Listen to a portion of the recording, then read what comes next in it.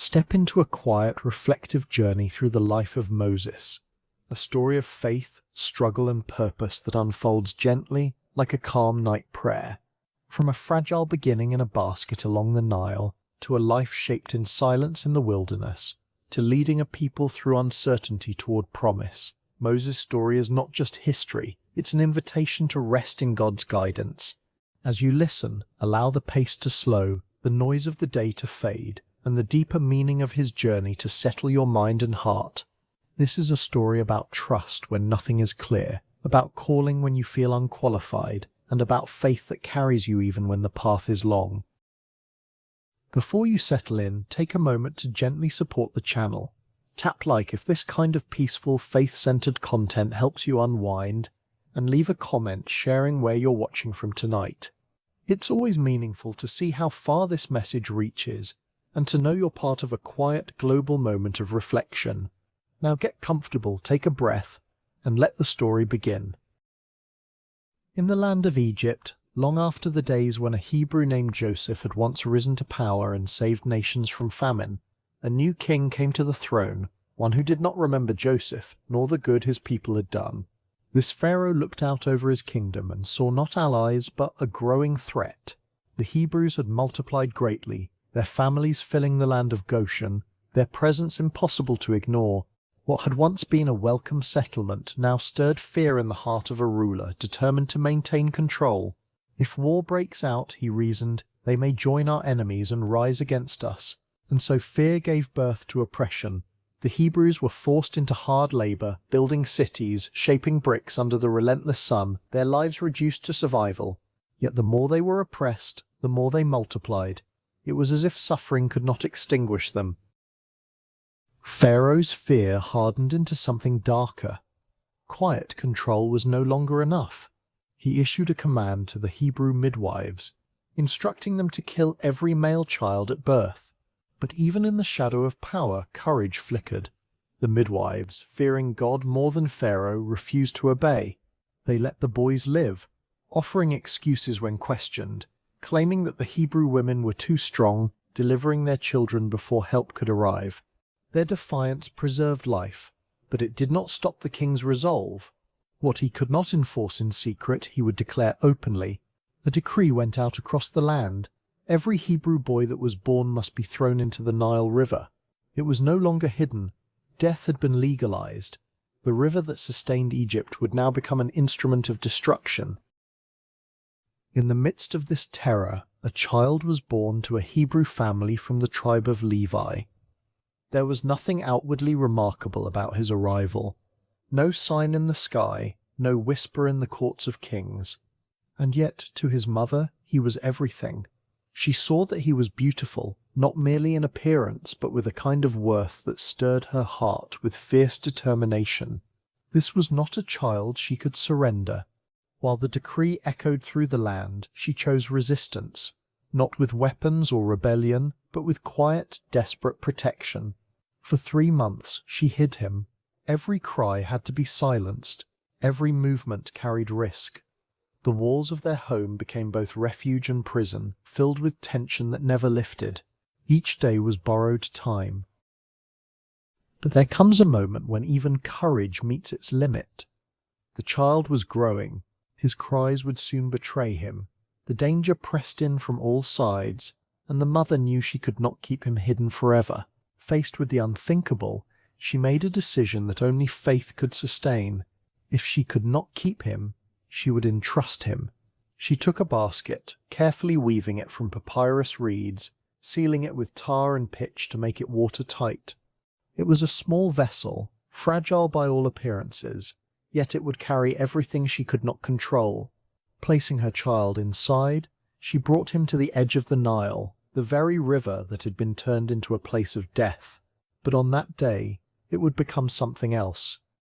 There is a quiet kind of courage in letting go, especially when the outcome is uncertain.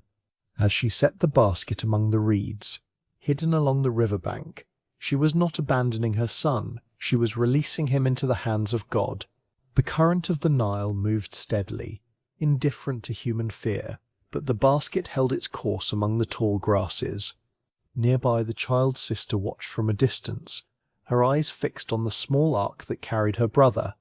She could not intervene, but she would not leave. Hope and fear stood side by side in that moment, neither fully overcoming the other. Then, in what might seem like coincidence but was anything but, the daughter of Pharaoh came down to the river to bathe. Surrounded by her attendants, she moved with the ease of royalty, unaware that her life was about to intersect with a story far greater than her own. As she walked along the bank, her eyes caught something unusual among the reeds, a small basket gently shifting with the water. Curiosity drew her closer. She called for it to be brought to her, and when it was opened, the sound of a crying baby filled the air. In that instant, something changed. The decree of her father demanded death for this child. The identity of the baby was clear, one of the Hebrews marked by law for destruction, and yet the child's cry was not political. It was human, vulnerable, immediate. Compassion rose within her, stronger than the command of a king. "This is one of the Hebrew babies," she said, not with cold recognition but with understanding, and instead of turning away, she chose mercy. Watching from a distance, the child's sister saw her moment. She approached with courage beyond her years, offering a solution that would shape the course of events. "Shall I go and get one of the Hebrew women to nurse the baby for you?" she asked.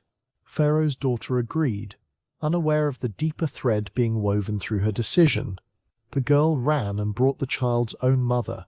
In a turn that could only be described as providential, the woman who had risked everything to save her son was now invited to care for him openly, and even paid to do so. For a time the child returned home, no longer hidden in fear but protected under unexpected authority.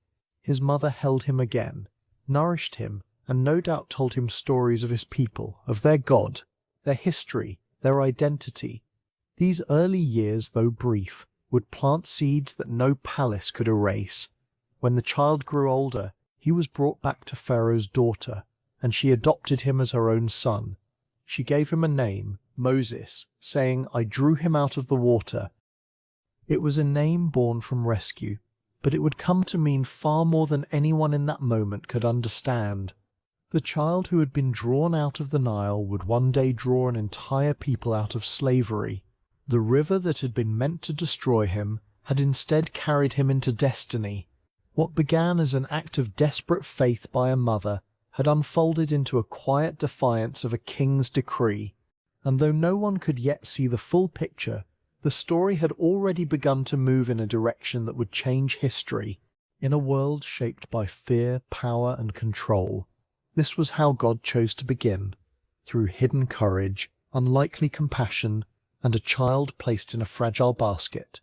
No armies moved, no proclamations were made, yet something irreversible had started. The life that Pharaoh sought to erase had been preserved, not by strength but by trust, and in that trust a future was set in motion that no decree could stop. The child who had once drifted quietly along the Nile now lived within the very walls that had ordered his death. Moses was brought into the household of Pharaoh, not as a servant or slave, but as a son of royalty.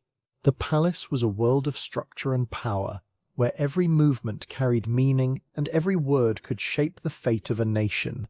Marble halls stretched wide, adorned with carvings that told stories of gods, kings, and conquest. Servants moved with precision, and the rhythm of court life followed the will of Pharaoh. It was here that Moses grew, surrounded by privilege that few could imagine, yet carrying within him a story that did not belong to that place. From an early age he was given the education reserved for princes. He learnt the language of the Egyptians, their writing, their history, and their understanding of the divine. He was taught strategy, governance, and the discipline expected of someone who might one day hold authority. His mind was shaped by wisdom and knowledge, his posture trained in confidence, his voice in command. To anyone who looked at him he was Egyptian, refined, capable, and destined for influence. Yet identity is not formed by surroundings alone. Beneath the garments of royalty was a truth that could not be erased. Though raised by Pharaoh's daughter, The earliest years of Moses' life had been spent in the arms of his own mother. In those quiet moments before he was fully absorbed into palace life, she had given him something no education could replace. She would have told him who he was, of the Hebrew people, their suffering and their God. She would have whispered stories of their ancestors, of promises made long before Egypt had ever been their home. Those words, planted in childhood, did not fade as he grew. They lingered, shaping his awareness in ways even he may not have fully understood. As Moses matured, the contrast between his life and the lives of his people became impossible to ignore. From the palace windows he could see the vast labor of the Hebrews, their bodies bent under the weight of forced work, their lives controlled by the very system that now gave him comfort.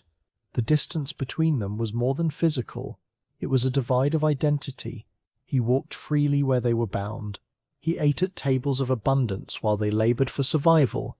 Yet something within him resisted the ease of that separation. There are moments in life when awareness becomes unavoidable, when what has been quietly understood rises to the surface and demands recognition. For Moses, this awareness did not come all at once, but through a growing tension that followed him in silence. Every lesson in leadership, every moment of privilege, stood in contrast to the reality of his people's suffering. He belonged to both worlds, yet fully to neither. In the palace he carried a hidden heritage. Among the Hebrews he would have been seen as distant, shaped by a life they did not share. This internal divide shaped the way Moses saw the world. Justice was no longer an abstract idea taught in royal instruction. It became personal. The oppression of the Hebrews was not just a political reality, it was an injustice tied to his own identity. Yet what could he do? He had been given a place within the very system that upheld that oppression. To speak against it would mean challenging the foundation of his own life. To ignore it would mean denying a part of himself that refused to be silenced. Years passed in this quiet tension. Moses continued to grow in wisdom and stature, gaining respect within the palace. He had access to power, to influence, to a future that could secure his place among Egypt's elite. But beneath that surface, the question remained unresolved. Who was he truly? Was he the son of Pharaoh's daughter, shaped by the culture and authority of Egypt? Or was he a Hebrew, connected to a people who suffered under that same authority? The answer would not remain hidden forever. Identity has a way of revealing itself, especially when confronted by injustice. The world Moses inhabited could no longer remain divided in his mind.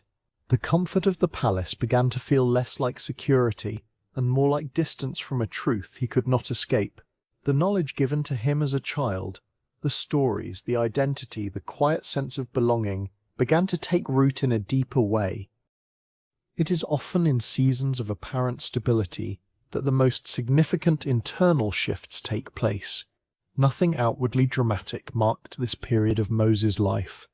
There were no miracles, no dramatic confrontations, no visible signs of change, yet within him something was forming. The seeds planted in his early years were beginning to grow, pushing against the life he had known. The tension between his two identities was no longer something he could simply carry, it was becoming something he would have to face. The palace had given Moses everything the world could offer: education, status, security. But it could not give him clarity of purpose. That clarity would come not from the halls of power, but from a moment that would force him to choose. For now he stood between two worlds, shaped by both, claimed fully by neither. And though he could not yet see where this path would lead, the conflict within him was preparing him for a decision that would change everything. In the quiet unfolding of his life, the stage was being set. The child who had been saved from death was growing into a man who would one day confront it. The one raised in privilege would soon encounter suffering in a way that demanded action, and the identity that had long remained beneath the surface was about to rise, no longer as a quiet truth, but as a force that would define his future. There are moments in a person's life when the tension they have carried quietly can no longer remain contained. For Moses, that moment came not in the halls of the palace, but out in the open. where the suffering of his people was no longer distant or abstract. He had seen it before: the forced labor, the exhaustion, the quiet endurance of the Hebrews under Egyptian rule. But seeing is not always the same as confronting. On that day, something shifted. What had long been observed from a distance now stood directly in front of him, demanding a response. He went out among the Hebrew laborers, no longer content to remain behind the safety of palace walls. Perhaps he told himself he was simply observing, seeking to understand more fully the lives of those he knew he was connected to. But beneath that reasoning was a deeper pull, an unspoken need to face the truth of who he was. As he moved among them, the contrast between his life and theirs would have been impossible to ignore. The dust of their labor clung to the air, their bodies worn down by relentless demands, their dignity stripped by a system that saw them only as tools. And then he saw it. An Egyptian overseer was beating a Hebrew slave. It was not an unusual scene in that time. Violence was a part of the structure, a method of control, a language understood by those who held power. But for Moses, it was no longer something he could witness without consequence. The injustice struck deeper than before, cutting through the layers of identity he had carried for years. This was not just wrong, it was personal. The man being beaten was one of his people. The man delivering the blows represented the world that had raised him. Something rose within him, swift, intense, and unrestrained. It was anger. But more than that, it was the culmination of years of silent conflict. All the questions he had lived with, all the tension between who he was and where he belonged, surged into a single moment. He looked around, aware of the risk, aware that what he was about to do could not be undone. The weight of the decision hovered for only an instant. Then he acted. Moses struck the Egyptian. The force of it was final. The overseer fell. And in that moment, everything changed. The silence that followed was heavy, filled with the reality of what had just happened. This was not an act of defense alone. It was a crossing of a line that could not be reversed. He had taken a life. The system he had lived within, the protection he had known, would not shield him from this. Instinctively, he moved to conceal what he had done, hiding the body in the sand as if burying it could contain the consequences. But actions have a way of surfacing, no matter how deeply they are hidden. The next day Moses returned, perhaps hoping to find some sense of clarity, or even justification for what he had done. Instead, he encountered something he did not expect. 2 Hebrew men were fighting with each other. Stepping in, he attempted to bring peace, addressing the one in the wrong. "Why are you striking your fellow Hebrew?" It was the kind of intervention that might have once felt right to him, a continuation of the justice he believed he had acted on the day before. But the response he received shattered that perception. "Who made you a prince and a judge over us?" the man replied. "Do you mean to kill me as you killed the Egyptian?" In that moment, the truth broke through. What had been done in secret was no longer hidden. The act that had felt like justice now stood exposed, not as a heroic defense, but as something others feared. Moses realized that he had misjudged his position entirely. He was not seen as a deliverer by his people. To them he was still an outsider, raised in the palace, carrying authority that did not belong to him. His attempt to act had not united him with them, it had distanced him further. Fear set in. The weight of his actions, combined with the realization that they were known, closed in around him. It was not just the response of the Hebrew man that troubled him. It was what would come next. News would spread, and in Egypt there was no tolerance for a crime like this, especially from someone within the royal household. The system he had turned against would now turn fully against him. When Pharaoh heard what had happened, the reaction was swift and decisive. There would be no protection, no quiet resolution. Moses had crossed a boundary that could not be ignored. The order was given. He was to be put to death. In a single moment, everything Moses had known was stripped away. The palace that had been his home became a place of danger. The identity he had lived with for years no longer held any security. The future that once seemed certain disappeared, replaced by the urgent need to survive. There was no time to reason, no opportunity to explain.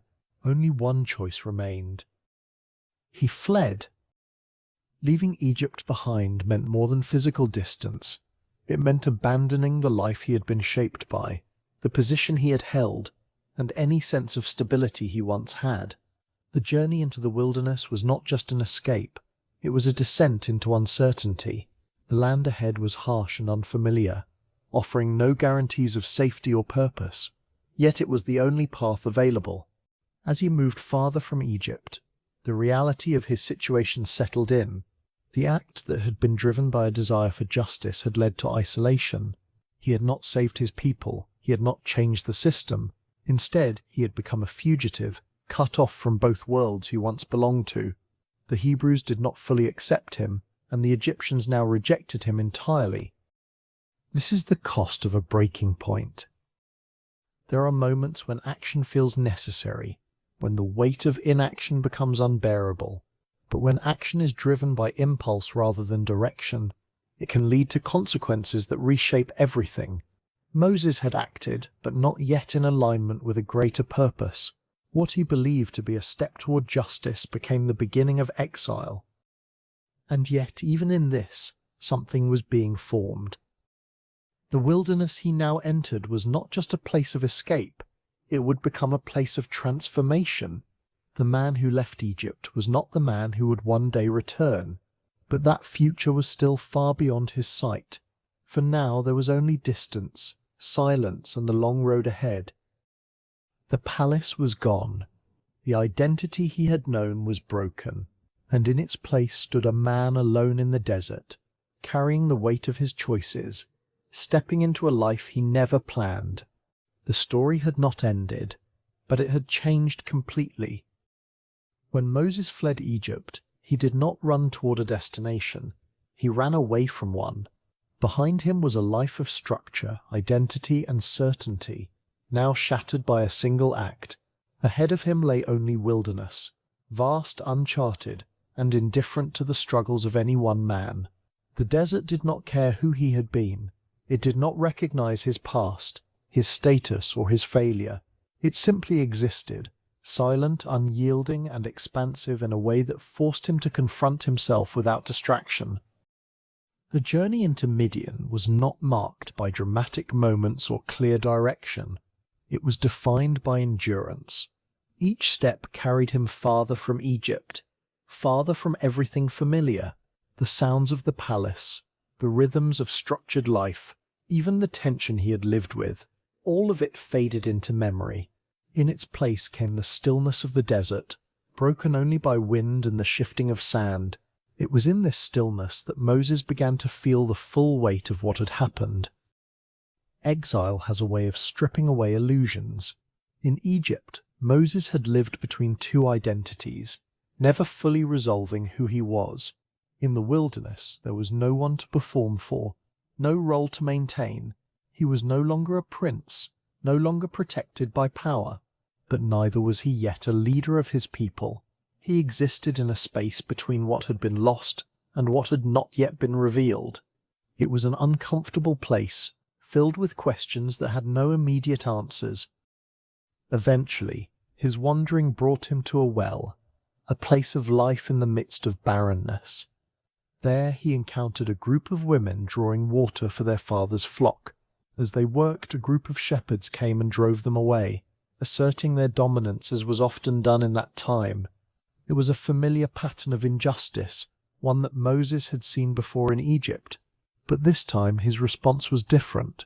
There was no impulsive rage, no overwhelming surge that clouded his judgment.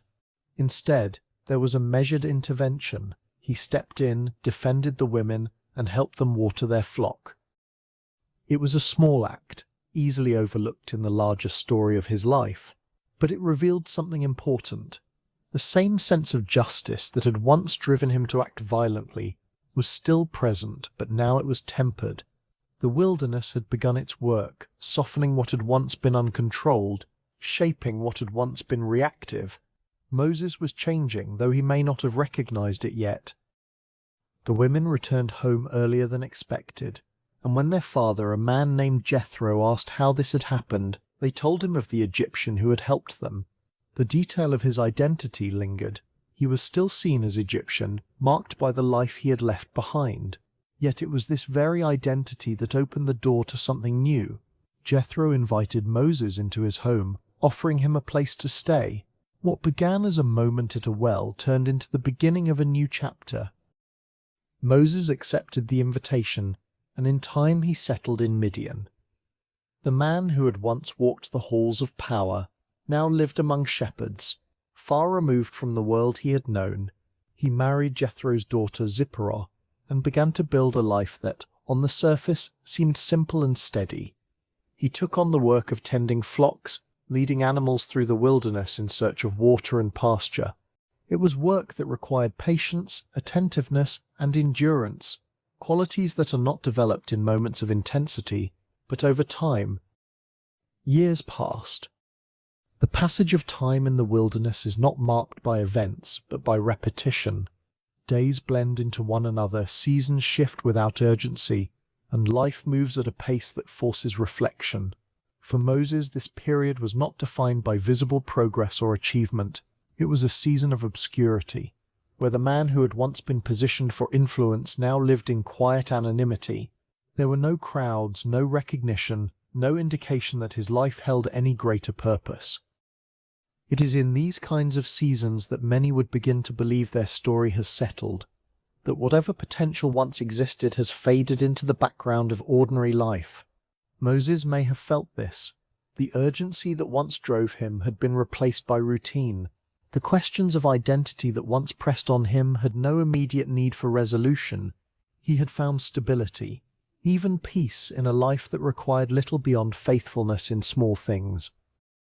And yet, the wilderness is never just a place of waiting. It is a place of preparation. Every day spent guiding sheep through harsh terrain was shaping Moses in ways Egypt never could. He learned how to lead without force, how to guide without authority, how to endure without recognition. He became familiar with the land, the rhythms of nature, and the discipline required to care for something that depended entirely on his attention. These were not the skills of a prince, they were the skills of a shepherd, and though they may have seemed insignificant at the time, they were forming the foundation for what was to come. Still, there was silence. No clear direction, no voice calling him forward, no indication that his life would be anything more than what it had become. The God of his ancestors, whose stories he had likely heard as a child, did not appear to him in this season. There were no signs, no miracles, no interruptions to the ordinary flow of his days. It would have been easy to assume that whatever purpose his life once held had been left behind in Egypt. But silence is not absence. There are seasons when God does not speak loudly, not because he is distant, but because the work being done does not require words. It requires time. It requires the slow shaping of a person into someone who can carry what is ahead. Moses was not ready in Egypt, not with his impulsiveness, not with his unresolved identity, but here in the wilderness, something deeper was taking place. The man who had fled in fear was becoming someone who could stand in faith. The one who had acted out of anger was learning patience. The identity that had once been divided was being quietly unified, not through dramatic revelation, but through lived experience. Moses was no longer the man he had been, but he was not yet the man he would become. This is the nature of hidden seasons. They do not announce their purpose while you are in them.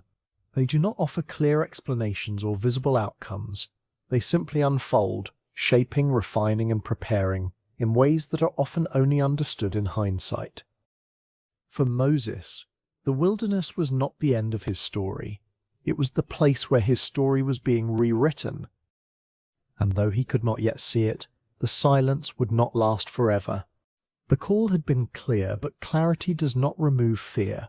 When Moses left the mountain, he did not walk with complete confidence, he walked with obedience. The encounter at the burning bush had changed everything, but it had not erased his doubts. The task before him was as impossible as it had first sounded, return to Egypt, stand before Pharaoh, and demand the freedom of an entire nation of slaves. It was not just a mission of courage, it was a confrontation with the very power he had once fled. Before he returned, Moses gathered what remained of his life in Midian. He took his wife, his children, and began the journey back toward the land he had left behind. The desert he had once entered in fear now became the path he walked in obedience. Each step carried him closer to a place filled with memory of privilege, of failure, of a version of himself that no longer existed. But he would not go back as the man who fled. This time he carried something different, a calling that did not come from within him, but from the God who had sent him. Still, God did not send him alone. On the way, Moses was reunited with his brother Aaron, who had been chosen to stand beside him. Where Moses hesitated, Aaron would speak. Where Moses felt inadequate, Aaron would support. It was a reminder that the mission ahead was not meant to be carried in isolation. Together they returned to the people of Israel, gathering the elders and speaking the words God had given them. Aaron spoke, Moses performed the signs, and for the first time the people believed. They saw that God had not forgotten them. They heard that their suffering had been seen, and in that moment hope, long buried under years of oppression, began to rise. But belief among the people was only the beginning. The true test lay in the halls of power. Moses and Aaron entered the presence of Pharaoh, stepping once again into a place Moses had once known well. The palace stood unchanged. Its grandeur, its authority, its sense of control over all things. But Moses was no longer part of it. He stood not as a prince but as a messenger, and his message was direct. Thus says the Lord, the God of Israel, let my people go, that they may hold a feast to me in the wilderness. It was not a negotiation, it was a command. Pharaoh's response was immediate and revealing. Who is the Lord, that I should obey his voice and let Israel go? I do not know the Lord, and moreover I will not let Israel go. It was more than refusal, it was defiance. Pharaoh did not recognize the authority of the God Moses spoke of. To him this was not a divine command, it was a challenge to his own power. Egypt had its own gods, its own systems, its own structure of control. There was no place in that system for a demand that threatened to dismantle it. Moses and Aaron pressed further, repeating the request, explaining that the people needed to go into the wilderness to worship. But Pharaoh's heart hardened. Instead of relenting, he tightened his grip. If they have time to think about leaving, Pharaoh reasoned, then they have too much time on their hands. That very day he issued a new command to the taskmasters. The Israelites would continue making bricks, but they would no longer be given straw. They would have to gather it themselves, yet still meet the same quota as before. The workload increased. The pressure intensified, and the suffering deepened. What had begun as a message of hope quickly turned into greater hardship. The people who had believed now found themselves burdened even more. The promise of deliverance seemed distant, overshadowed by immediate pain. The foremen of the Israelites were beaten when the quotas were not met, and in their desperation they went to Pharaoh pleading for relief. But he dismissed them, accusing them of laziness. When they left Pharaoh's presence, they encountered Moses and Aaron. The frustration, the anger, the disappointment, all of it was directed toward them. May the Lord judge you, they said, because you have made us stink in the sight of Pharaoh and his servants, and have put a sword in their hand to kill us.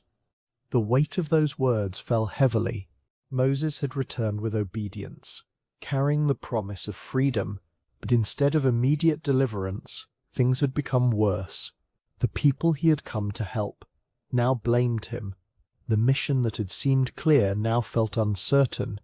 In that moment, Moses did what he had begun to learn in the wilderness. He turned back to God. "O Lord, why have you done evil to this people? Why did you ever send me?" he cried. "From the time I came to Pharaoh to speak in your name, he has done evil to this people, and you have not delivered your people at all. It was not a polished prayer. It was raw, honest, filled with confusion and frustration. The gap between expectation and reality had shaken him. He had obeyed, yet the outcome did not align with what he thought would happen. God's response did not explain everything, but it reaffirmed the direction. "Now you shall see what I will do to Pharaoh," he said. "For with a strong hand he will send them out, and with a strong hand he will drive them out of his land." The process had begun, but it would not unfold in a single moment. Pharaoh's resistance was not an obstacle to God's plan. It was part of how that plan would be revealed. Each refusal, each act of defiance, would set the stage for something greater. Moses stood at the intersection of promise and resistance. He had answered the call. He had spoken the words. But now he faced the reality that obedience does not always lead to immediate results. Sometimes it leads to tension, to opposition, to a deeper unfolding that requires persistence. The confrontation had begun, and it would not end quickly. The tension between command and resistance had reached a point where it could no longer remain contained. Moses had spoken the words God gave him. Pharaoh had refused, not once but repeatedly. What followed was not a single act of power, but a series of moments that would unfold with increasing weight, each one revealing something deeper about authority, control, and the limits of human power. God had said it would happen this way. Pharaoh's heart would harden. The resistance would not break easily, and through that resistance something greater would be made known, not just to Egypt but to Israel and even to Moses himself. This was not only about freedom, it was about revelation. The first signs came through the Nile, the very river that had once been used as a tool of death. At God's command, Moses stretched out his staff, and the waters turned to blood. Fish died, the river stank, and what had been a source of life became undrinkable. Egypt felt it immediately. The land that depended on the Nile could not ignore what had happened. Yet Pharaoh did not yield. His magicians replicated the sign in part, reinforcing his resistance. What should have been a moment of recognition became another reason to remain unmoved. Power, even when shaken, often clings to itself more tightly.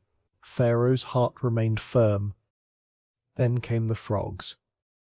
They rose from the Nile in overwhelming numbers, filling homes, covering the land, entering every space where people lived and rested. There was no escaping them. The discomfort became impossible to ignore. This time Pharaoh called for Moses. "Pray to the Lord to take away the frogs," he said, "and I will let the people go." For a moment it seemed as though the resistance had cracked. Moses prayed, the frogs died, and the land was cleared. But as soon as relief came, Pharaoh's resolve returned. The promise was broken as quickly as it had been given. This pattern would repeat. Giants came next, rising from the dust itself, covering people and animals alike. Even Pharaoh's magicians could not replicate this. "This is the finger of God," they admitted. But still Pharaoh did not listen. Then flies, swarms that filled the land, bringing corruption and unrest. Yet in the region where the Israelites lived, there was no swarm. A distinction was being made, clear and undeniable. Egypt suffered. Israel was spared. The separation was not subtle. It was intentional. Again, Pharaoh wavered. "Go, sacrifice to your God," he said, but with conditions, boundaries that would keep control within his hands. Moses refused the compromise. The command was not partial freedom. It was complete release. More plagues followed, each one intensifying the pressure. Livestock died across Egypt, striking at the wealth and stability of the land. Boils broke out on the skin of both people and animals, bringing physical suffering into what had already become unbearable. Then came hail, violent, destructive, falling from the sky with a force that shattered crops and crushed anything left in the open. It was unlike anything Egypt had seen. In the midst of it, there was warning. Those who feared the word of the Lord brought their servants and livestock under shelter. and they were spared. Those who ignored it suffered the full impact. Even within Egypt, a line was being drawn, not just between nations, but between those who would listen and those who would not. Pharaoh's responses became more complex. At times he admitted fault. "I have sinned," he said after the hail. "The Lord is in the right, and I and my people are in the wrong." But the words did not lead to lasting change. As soon as the pressure lifted, his heart returned to its former state. The pattern held: crisis, concession, relief, resistance. Then locusts came, devouring what remained after the hail. The land, already weakened, was stripped further. Egypt was being undone piece by piece, not in a single overwhelming act, but through a process that exposed its vulnerability at every level. Darkness followed. For 3 days a thick darkness covered the land, a darkness that could be felt. It was complete, unbroken, leaving people unable to move, to see, to function.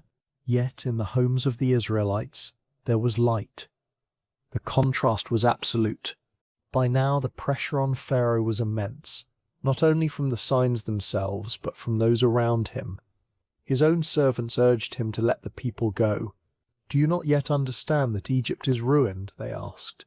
But power does not easily surrender, even when it begins to collapse. Pharaoh offered another compromise. "Go, serve the Lord," he said, "but leave your flocks behind." Again, Moses refused. The command had not changed. Partial obedience was not obedience. The people would go, and they would take what was theirs. At this, Pharaoh's anger rose sharply. "Get away from me," he said. "Take care never to see my face again, for on the day you see my face you shall die." Moses did not argue. "As you say," he replied, "I will not see your face again." The confrontation had reached its edge. Everything that had come before was leading to something final, something that would not be reversed, negotiated, or undone. The pattern of warning and resistance was about to give way to a moment that would define everything. God spoke again, revealing what would come next. One more act, one more sign, one that would break through where all others had not. It would not be like the plagues before it. This time, it would strike at the heart of every household in Egypt. The people of Israel were given specific instructions, clear, deliberate, and precise. Each household was to take a lamb without blemish and prepare it. Its blood was to be placed on the doorposts of their homes, marking them in a way that could not be mistaken. That night they were to eat in readiness, clothed, prepared to move, as if waiting for a command that could come at any moment. It was not just preparation for departure, it was an act of trust. At midnight, the final blow came. Throughout the land of Egypt, from the house of Pharaoh to the lowest place, the firstborn in every household died. There was no distinction of status, no protection in wealth or power. The cry that rose from Egypt was unlike anything before it, a collective grief that filled the land, cutting through every barrier. But where the blood marked the doorposts of the Israelites, there was silence. Death passed over them. What had been commanded in faith became the line between judgment and protection. Pharaoh rose in the night. There was no negotiation now, no condition, no delay. "Go," he said, "go out from among my people, both you and the people of Israel. Go, serve the Lord as you have said. Take your flocks, take your herds, and be gone." The command that had once been resisted was now enforced. The people of Israel left Egypt, not as fugitives, but as those driven out. The same power that had held them now urged them to leave quickly, fearing what might come next. They departed with urgency, carrying what they could, stepping into a future that had been promised but not yet seen. After generations of slavery, they were free. The night that marked their deliverance would not be forgotten. It would be remembered, retold, carried through generations as the moment when everything changed, not by human strength, but by the hand of God. Moses stood at the center of it, not as the source of power, but as the one who had obeyed. The man who had once fled Egypt in fear had now led a people out of it. The confrontation was over, but the journey had only just begun. Freedom had come suddenly, almost too quickly to fully understand. One night the people of Israel were slaves under the rule of Pharaoh. The next they were moving out of Egypt, carrying what they could, stepping into a future they had only heard about in promises. Moses stood at the front of a people who were free, but freedom, as they were about to learn, does not immediately feel like security. They did not leave as an organized nation. They left as a people in motion. Families, children, livestock, possessions hastily gathered, all moving together into unfamiliar land. There was no map, no clear understanding of where they were going beyond the direction Moses had been given. Yet they were not without guidance. By day a pillar of cloud moved before them. By night a pillar of fire gave them light. It was a visible reminder that they were not wandering aimlessly. They were being led, but leadership does not remove fear. As the distance from Egypt grew, so did uncertainty. The land ahead was open, unknown, filled with questions no one could answer. Behind them was everything they had known, even if it had been a place of suffering. There is a strange tension in moments like this. The past may have been painful, but it was familiar. The future held promise, but it was uncertain, and in that space between what was and what would be, doubt began to rise. Then word came. Pharaoh had changed his mind. The loss Egypt had suffered weighed heavily, and the reality of losing an entire labor force began to set in. What had been granted in a moment of desperation was now reconsidered. Pharaoh gathered his army, chariots, horses, trained soldiers, and set out in pursuit. The same power that had once held Israel captive was now coming after them with force. The people saw it. In the distance, the dust of approaching chariots rose against the horizon. The sound of movement grew louder, the reality becoming impossible to deny. What had seemed like escape now looked like a trap. Before them lay the Red Sea, wide, impassable, offering no clear path forward. Behind them came Egypt's army, closing the distance. There was nowhere to go. Panic spread quickly. The same people who had left Egypt with hope now turned to Moses with fear. Was it because there were no graves in Egypt that you have taken us away to die in the wilderness? They cried. What have you done to us in bringing us out of Egypt? Is this not what we said to you, that we would be better off serving the Egyptians than dying here? The words were sharp, driven by fear more than reason. In the face of danger, the memory of slavery began to look preferable to the uncertainty of freedom. It is a pattern that repeats often. When the path forward is unclear, the past, even in its pain, can seem easier to return to. Moses stood between the people and the approaching threat. The pressure was immense. The responsibility he carried was no longer theoretical, it was immediate. Every eye was on him, every fear directed toward him. The situation offered no human solution. There was no strategy, no escape route, no way to outmaneuver an army with a group of untrained people. But Moses did not respond with panic. "Do not be afraid," he said. "Stand firm, and see the salvation of the Lord which he will work for you today. For the Egyptians whom you see today, you shall never see again. The Lord will fight for you, and you have only to be silent." It was a declaration of trust in a moment that seemed to offer no reason for it. The outcome he spoke of was not visible.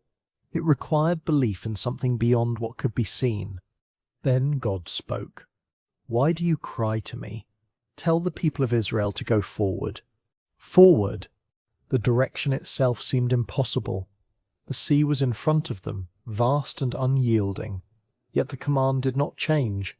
Moses was told to lift his staff and stretch out his hand over the sea. And he did. The wind came first.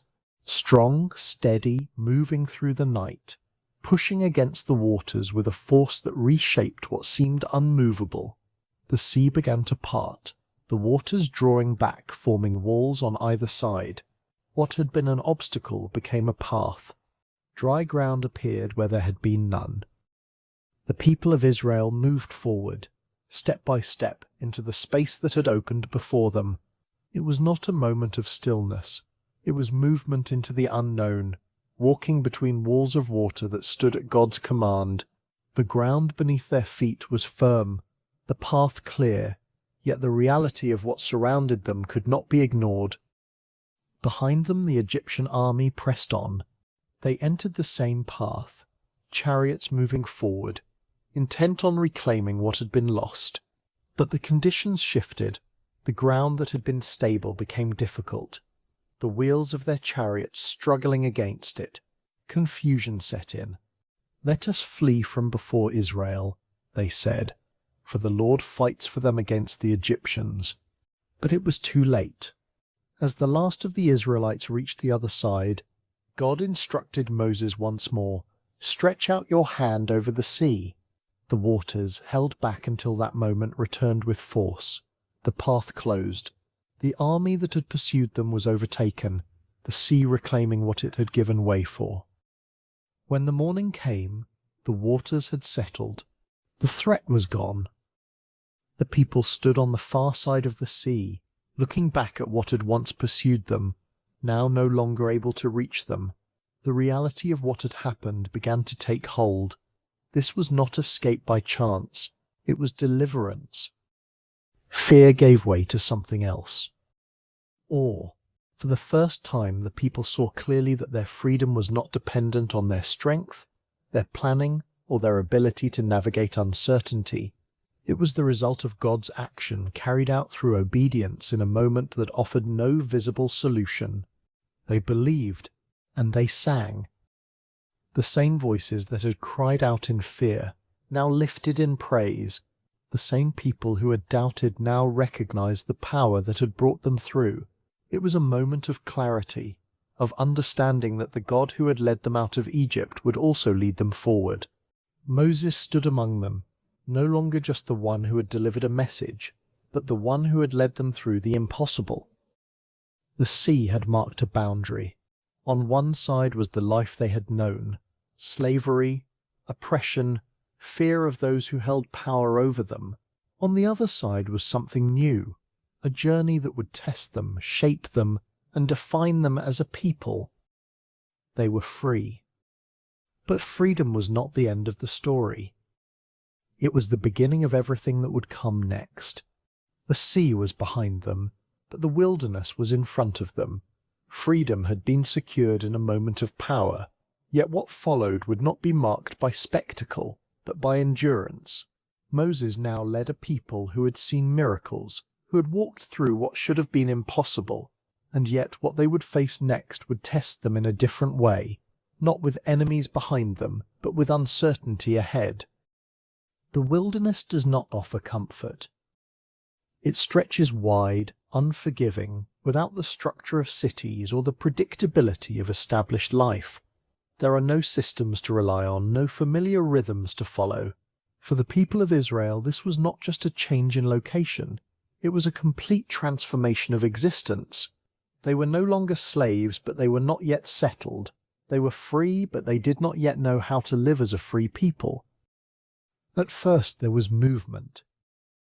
They followed the path set before them, guided by the presence that had already proven faithful. But as the days passed, the immediate reality of their situation began to surface. Food became scarce. Water was not always available. The basic needs of life, once met through the harsh but structured system of Egypt, were now uncertain. And so the complaints began. "What shall we eat?" they asked, their voices rising, not in curiosity, but in frustration. The memory of Egypt, distorted by time and fear, began to shift in their minds. "We sat by pots of meat and ate bread to the full," they said, overlooking the oppression that had defined their lives. The past, though painful, seemed easier than the present struggle. Moses heard their complaints, but he also understood something deeper. This was not just about food, it was about trust. God responded, not with punishment, but with provision. Bread would come from heaven. Each morning, when the dew lifted from the ground, a fine, flake-like substance appeared, something they had never seen before. "What is it?" they asked, and so it was called manna. It was enough for each day, given in exact measure, requiring them to gather only what they needed. No more, no less. If they tried to store it beyond what was commanded, it spoiled. It was a new way of living. Dependence replaced control. Daily trust replaced long-term certainty. The provision was consistent, but it required obedience. They had to trust that what was given today would be given again tomorrow. Still, the testing continued. There came a time when there was no water. The land was dry, the people weary. Again the complaints rose, this time sharper, more desperate. "Why did you bring us out of Egypt? To kill us and our children and our livestock with thirst?" The question cut deeply, not because it sought understanding, but because it assumed failure. The same God who had parted the sea was now being questioned as if he had led them into abandonment. Moses turned to God, carrying the weight of the people's fear. "What shall I do with this people?" he asked. "They are almost ready to stone me." The pressure of leadership had intensified. It was no longer just about direction. It was about sustaining a people whose trust shifted with their circumstances. God instructed Moses to take his staff, the same staff that had been used before Pharaoh, the same one stretched out over the sea, and strike a rock. Water flowed. From something that appeared lifeless came what was needed to sustain life. It was not just provision. It was a reminder. What seemed impossible was not beyond God's ability. But whether the people would trust that consistently remained uncertain. The pattern was becoming clear. Need arose. Fear followed. Complaints surfaced. God provided. But the provision did not immediately produce lasting trust. Each new challenge was met as if the past had not happened. Each moment of uncertainty felt like the first. In time, they came to Mount Sinai. Here the journey shifted. It was no longer just about survival. It was about formation. The people gathered at the base of the mountain, and there God made his presence known in a way that could not be ignored.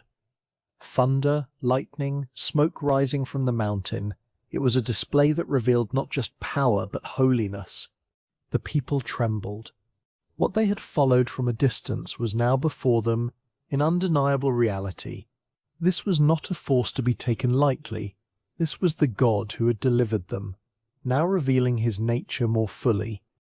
Through Moses, God gave them the law. It was more than a set of rules. It was a way of life. It defined how they were to live, how they were to relate to God, and how they were to treat one another. It set them apart, shaping them into a people who reflected something greater than themselves. "You shall have no other gods before me." The words were clear, direct, foundational. Their identity would not be shaped by the nations around them, but by the relationship they had been brought into. Moses went up the mountain, entering into the presence of God in a way the people could not. Days passed, then more days.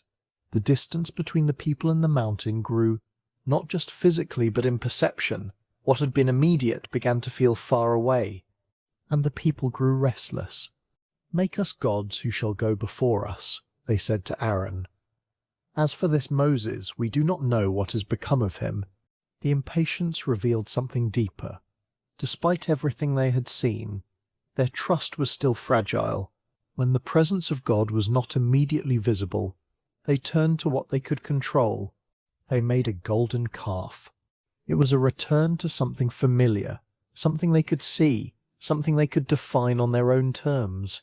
The same people who had been delivered by God now redirected their worship to something they had created. When Moses came down from the mountain and saw what had happened, the weight of it was clear. This was not just disobedience. It was a rejection of the very relationship they had been brought into. The law had been given, but the people had not yet been transformed. And yet, even in this, the story did not end. There was consequence, but there was also mercy. The process of forming this people would not be immediate. It would take time, correction, and continued guidance. The wilderness was not just a place they passed through. It was the place where they were being shaped. Moses stood in the center of it all, between God and the people, carrying the weight of both. He interceded, led, corrected, and endured. The man who had once questioned his calling was now living fully within it, not because it had become easier, but because it had become necessary.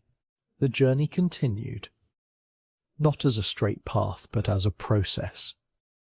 A people being tested, a leader being refined, and a God who remained faithful, even when his people struggled to be. The years in the wilderness had stretched far longer than anyone expected, not because the destination was distant, but because the people themselves were not yet ready to enter it. What could have been a shorter journey became a generation-long passage, shaped not by geography but by formation. Moses had led them through every stage of it, through hunger and provision, rebellion and renewal, doubt and moments of faith that flickered like light in the darkness. He had watched an entire generation rise and fall in the desert, those who had left Egypt with him gradually fading away, replaced by those who had grown up knowing only the wilderness as their home. What remained constant through it all was the promise, a land prepared, a future waiting, something beyond the endless movement that had defined their existence for so long. As they drew nearer to that promise, the tone of the journey began to shift. The wilderness, once vast and disorienting, now carried a sense of direction that had not always been clear before. Victories over surrounding nations hinted that something was changing, that the people were no longer simply surviving, but beginning to move with purpose. And yet, for Moses, there was a quiet weight beneath it all, something unresolved that had been spoken earlier and could not be undone.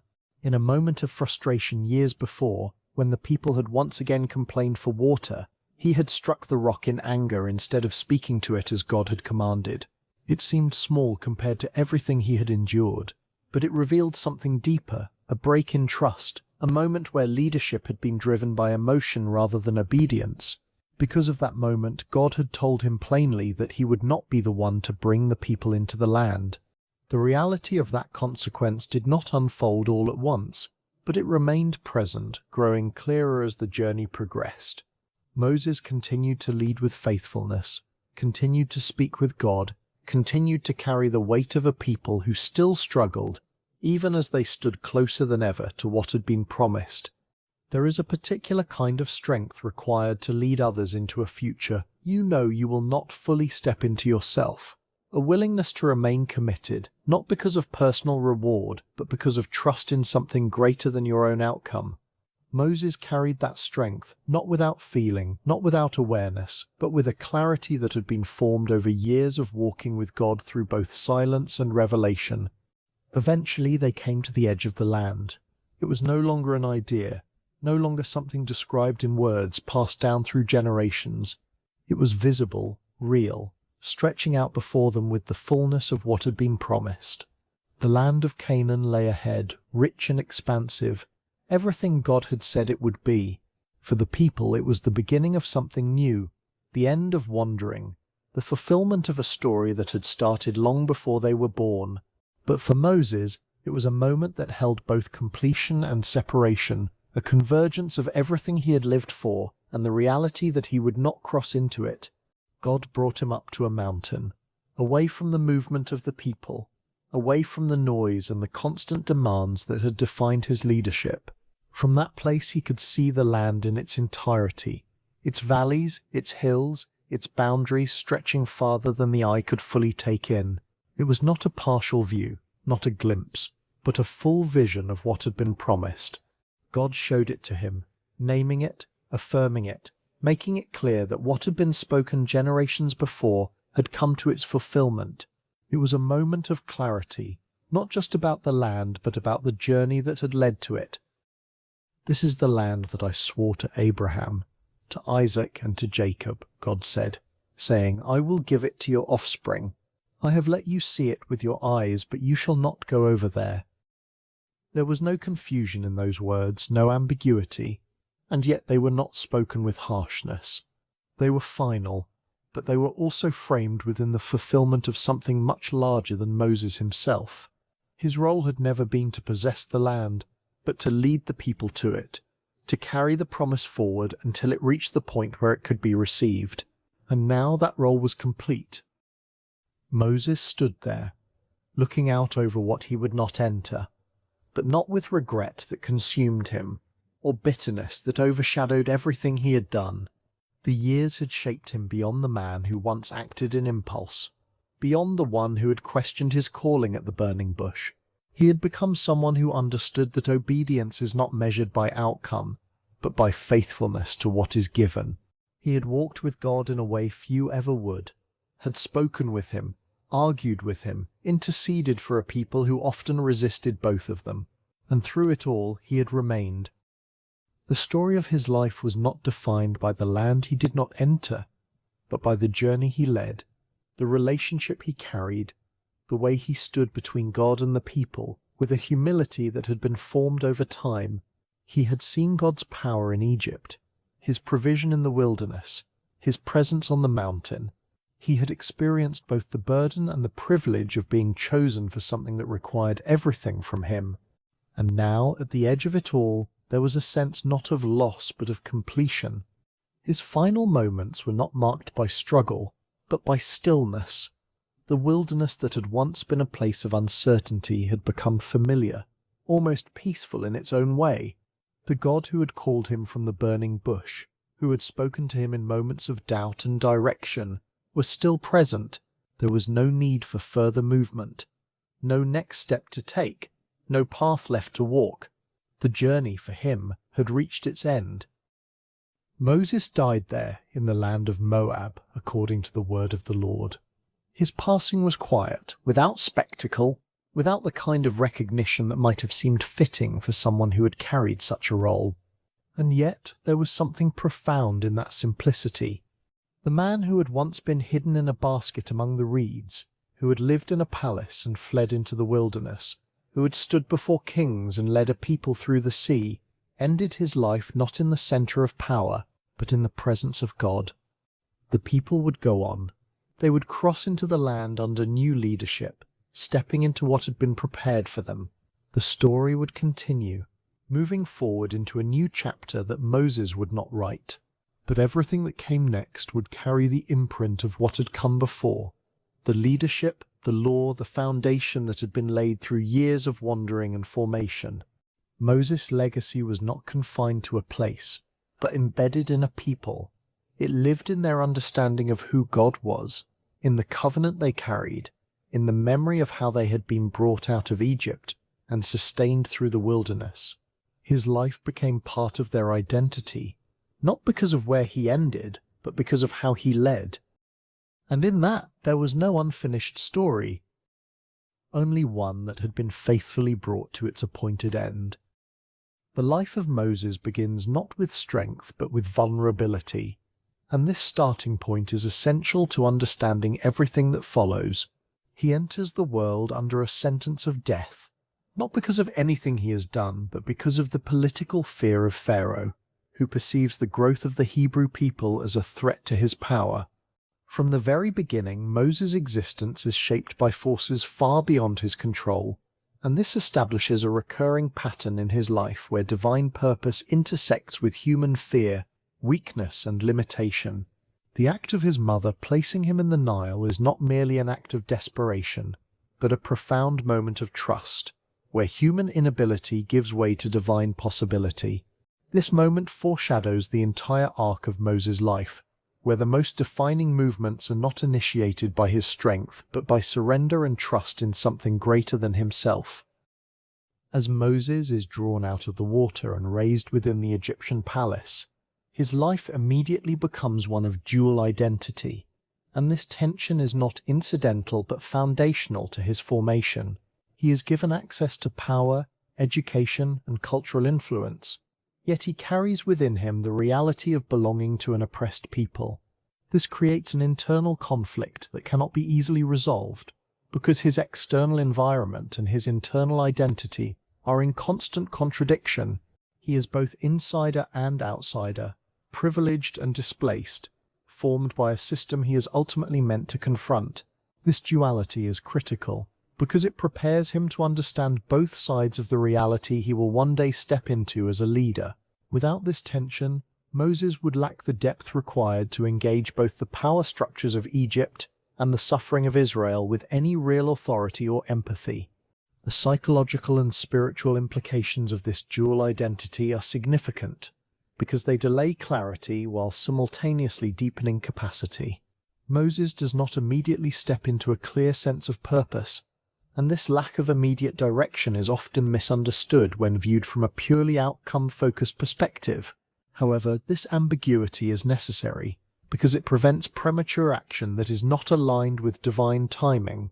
Moses grows in knowledge and awareness, but without a defined role, which creates a build-up of tension that eventually leads to his breaking point. This process reflects a broader principle in formation, where internal conflict often precedes external calling, and where unresolved identity becomes the very pressure that drives transformation. The moment when Moses kills the Egyptian is often interpreted simply as a moral failure or an act of uncontrolled anger, but a deeper analysis reveals that it is also a moment of misaligned calling. Moses is attempting to act on a sense of justice that is real, but he is doing so outside of the framework of divine direction. His action is not rooted in obedience but in impulse, even if that impulse is motivated by a legitimate recognition of injustice. This distinction is crucial because it highlights one of the central themes in his life, the difference between acting for God and acting with God. Moses' intervention is premature, not because the cause is wrong, but because the method and timing are not aligned with the larger purpose that has yet to be revealed to him. The consequences of this moment are immediate and severe, and they strip Moses of everything that once defined him. His position, his security, and his identity within Egypt are all lost, forcing him into exile. This exile is not simply a geographical relocation, but a complete dismantling of the self he had built within the Egyptian system. The man who once moved within structures of power is now reduced to survival, anonymity, and dislocation. From a surface-level perspective, this appears to be a downward trajectory, but in reality, it is a necessary deconstruction. Moses cannot fulfill his future role while still anchored in his former identity, and therefore that identity must be removed.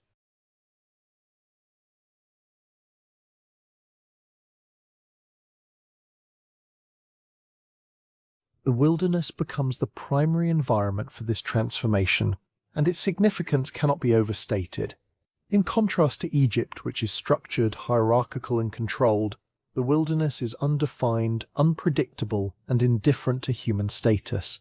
It is a place where external identity holds no value, and where internal formation becomes the central process. Moses transitions from a life of influence to a life of obscurity, and this shift is essential because it removes the illusion that leadership is tied to position. In the wilderness, Moses learns to exist without recognition, without authority, and without immediate purpose, which develops a level of humility and dependence that could not have been cultivated in the palace. The role of shepherding during this period is particularly significant because it serves as both a practical and symbolic form of preparation. Shepherding requires patience, attentiveness, and the ability to guide without force, all of which stand in contrast to the leadership models of Egypt. Moses is being trained in a form of leadership that is relational rather than authoritarian, and this is critical for the role he will eventually assume. Leading a people who are resistant, fearful, and often unstable cannot be accomplished through domination, and therefore Moses must first learn how to lead in a way that is responsive rather than controlling. The wilderness, through the daily discipline of shepherding, becomes the context in which this leadership style is formed. The extended duration of this period is also important, because it emphasizes that transformation is not immediate, but gradual. Moses spends years, possibly decades, in Midian, and during this time there is no indication of progress in terms of visible purpose. This lack of visible advancement is often one of the most challenging aspects of formation, because it creates the impression that nothing is happening. However, The absence of external validation does not mean the absence of internal change.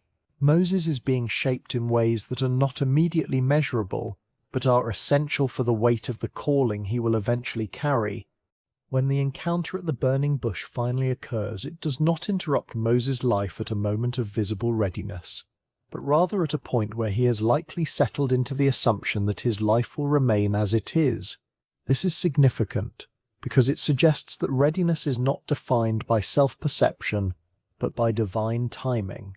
Moses does not seek out this encounter, and he does not initiate the calling that follows.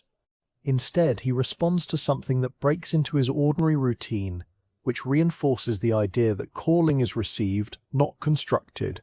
The nature of the burning bush itself carries symbolic weight, as it represents a reality that defies natural explanation, much like the life Moses is being called into.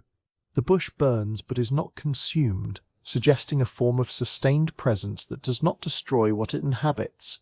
This becomes a reflection of how God's presence will operate in Moses' life, not overwhelming him to the point of destruction, but sustaining him in a way that allows him to carry something far beyond his natural capacity. The fire draws Moses in, but it also establishes boundaries, as he is instructed to remove his sandals, acknowledging the holiness of the encounter. This balance between invitation and reverence sets the tone for the relationship that will define the rest of his life. Moses' response to the calling is marked by hesitation, doubt, and resistance, which is often misunderstood as weakness, but is more accurately understood as awareness. He recognizes the magnitude of what is being asked, and he is acutely aware of his own limitations, his past failure, and the potential for rejection. His questions, "Who am I?" and "What if they do not believe me?" are not merely excuses, but reflections of a deeply formed understanding of himself and his circumstances. This self-awareness is not something to be dismissed, but something that must be integrated into the calling itself. God's response to Moses does not focus on correcting his self-perception, but on redirecting his focus toward divine presence.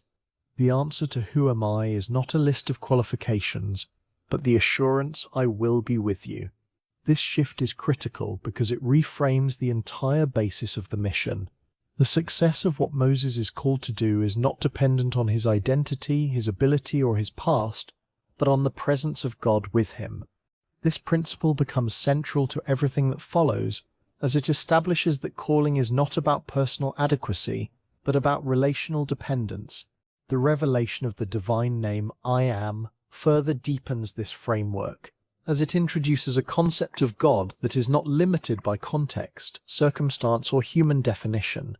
This is not a God who is defined by external factors, but one who exists in complete self-sufficiency. For Moses, this means that the mission he is being sent on is anchored in something unchanging, even though everything around him will be unstable. This revelation provides a foundation that he will return to repeatedly as he faces resistance, doubt, and overwhelming challenges. By the end of this phase of Moses' life, the essential elements of his calling have been established, but not yet fully realized. He has been formed through tension, stripped through failure, shaped through obscurity, and called through encounter. Each of these stages contributes to a framework that will allow him to carry the weight of what is ahead, not as someone who is inherently strong, but as someone who has learnt to depend on something beyond himself. This dependence, rather than personal capability, becomes the defining characteristic of his leadership, and it is this shift that makes the rest of his story possible. This first part of Moses' life, therefore, is not simply a prelude to his leadership, but the foundation upon which it is built.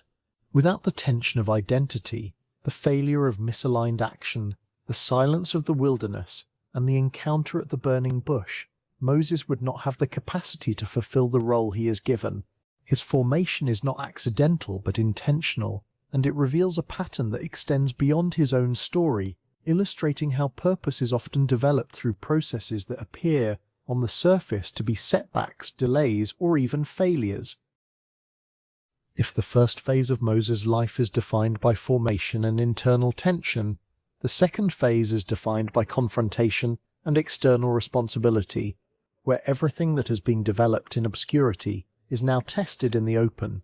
Moses does not step into this phase as a fully confident leader, but as someone still carrying hesitation, uncertainty, and a deep awareness of his own limitations.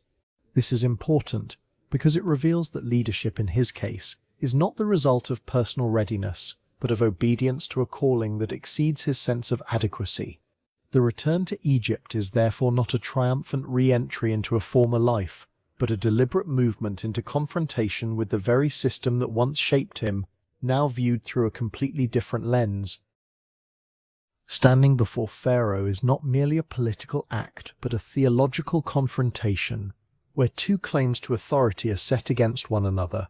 Pharaoh represents a system in which power is centralized, self-justified, and resistant to external accountability, while Moses represents a claim that authority ultimately belongs to God and cannot be contained within human structures. When Moses delivers the command to let the people go, he is not negotiating or appealing for sympathy, but declaring a reality that Pharaoh does not recognize. This creates an immediate tension because Pharaoh's refusal is not simply stubbornness, but a rejection of a worldview that challenges his position at the center of power. The escalation through the plagues must be understood within this framework, not as random acts of destruction, but as a systematic dismantling of Egypt's perceived stability and control. Each plague targets a different aspect of Egyptian life, gradually exposing the fragility of what once appeared unshakable. The Nile, which sustains life, becomes a source of death. The land, which provides food, becomes a place of devastation.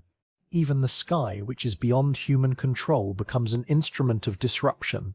This progression reveals that the authority Pharaoh claims is limited, and that the systems he relies on cannot ultimately secure the control he believes he possesses.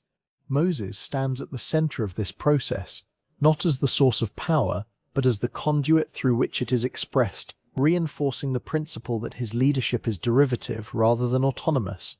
One of the most significant aspects of this confrontation is the repeated hardening of Pharaoh's heart, which introduces a complex dynamic between human will and divine purpose.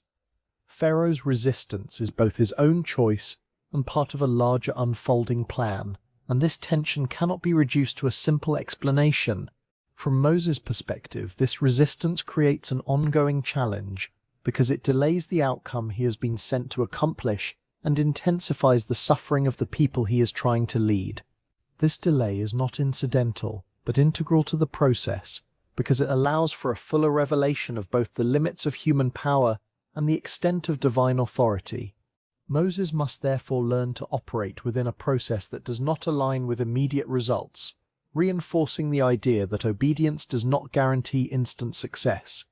The impact of this process on the people of Israel is equally important, because their experience of increasing hardship after Moses' initial intervention introduces a crisis of expectation. They begin with hope, believing that deliverance is near, but when their conditions worsen, that hope quickly turns into frustration and blame. This reaction highlights a critical aspect of leadership, where the one who brings a message of change is often held responsible for the discomfort that accompanies the transition. Moses becomes the focal point of their disappointment, even though he is acting in obedience, and this dynamic forces him to confront the reality that leadership involves absorbing the tension between promise and present experience. His response, turning back to God with honest questions, reveals a developing pattern of dependence that will define his role moving forward. The Passover event represents a turning point, where the abstract promise of deliverance becomes a concrete reality, but it does so through a framework that requires participation and trust. The instructions given to the Israelites are specific and intentional, requiring them to act in faith rather than passively observe what God will do. This introduces the idea that deliverance is not merely something that happens to them, but something they must align themselves with through obedience. The marking of the doorposts creates a visible distinction, not based on merit but on response, and this distinction becomes the foundation for their identity as a people set apart. Moses' role in this moment is both directive and symbolic, as he communicates the instructions and embodies the transition from slavery to freedom. The departure from Egypt is not the conclusion of the confrontation, but its transformation into a new phase, where the immediate threat of Pharaoh is replaced by the ongoing challenge of leading a free people. The crossing of the Red Sea becomes the defining moment of this transition, not only because of its dramatic nature, but because it establishes a pattern that will recur throughout the wilderness journey. The people find themselves in a situation where there is no visible solution, caught between an advancing enemy and an impassable obstacle, and their response is once again marked by fear and doubt. Moses' declaration to stand firm and see the salvation of the Lord reflects a level of trust that has been developed through his earlier encounters, but it also reveals the gap between his perspective and that of the people he leads. The act of parting the sea is significant, not only as a display of power, but as a redefinition of what constitutes a path forward. What appears to be an obstacle becomes a means of deliverance, and this inversion of expectation becomes a key theme in Moses' leadership. The people are required to move forward into something that does not make sense from a natural perspective, reinforcing the idea that following God often involves stepping into uncertainty rather than waiting for clarity. Moses functions as the one who bridges the gap between divine instruction and human action, translating what he has received into movement that others must follow, even when they do not fully understand it. Once the immediate threat is removed, the nature of Moses' leadership shifts from confrontation with external power to management of internal instability, and this transition introduces a new set of challenges that are in many ways more complex. Leading a people out of oppression is one task, but forming them into a cohesive and functioning community is another entirely. The wilderness becomes the context in which this formation takes place, and it reveals that freedom without structure can lead to disorientation rather than progress. The people must learn new patterns of dependence, new ways of relating to one another, and a new understanding of their identity, all of which require guidance that Moses must provide. The recurring pattern of complaint and provision highlights the tension between immediate need and long-term trust, where each new challenge tests the people's willingness to rely on what they have already experienced. Moses becomes the intermediary in this process, bringing the concerns of the people before God and conveying God's response back to them. This mediating role is central to his leadership, as it positions him between two realities that do not always align smoothly. On one side is a people driven by fear, memory, and immediate need, and on the other is a divine purpose that unfolds according to a different timeline and logic. Moses must navigate this tension continuously, absorbing pressure from both directions. The giving of the law at Mount Sinai represents the formal establishment of a covenant relationship, where the people are not only delivered but defined. This moment shifts the focus from external liberation to internal structure, providing a framework that shapes behavior, identity, and community life. Moses' role in receiving and communicating the law reinforces his position as a mediator, but it also introduces the challenge of translating divine instruction into practical application.